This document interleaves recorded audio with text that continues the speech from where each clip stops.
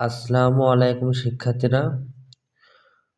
প্রথমে আমি দুঃখিত, কারণ তোমাদের আজকে ইংরেজি ক্লাস নেওয়ার কথা ছিল।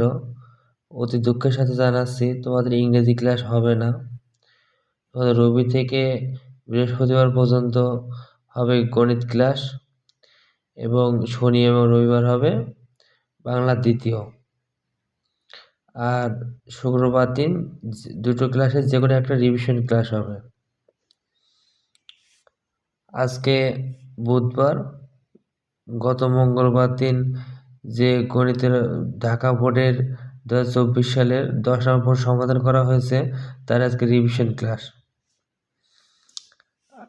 গতদিন মধ্য নির্ণয় করা শিখিয়েছি।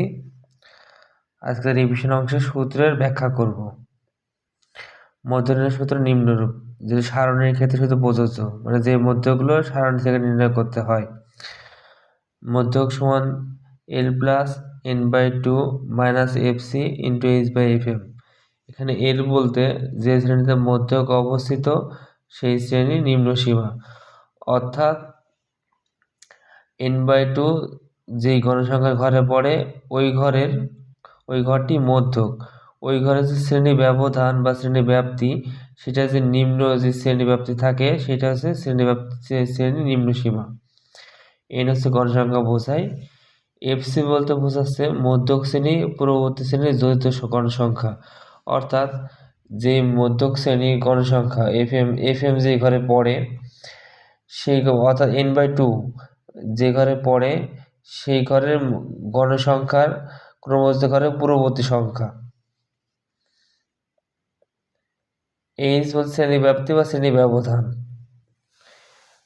আর একটা অংশ কাল আমরা সমাধান করেছি, যেমন পোষক শ্রেণীর মধ্যমান।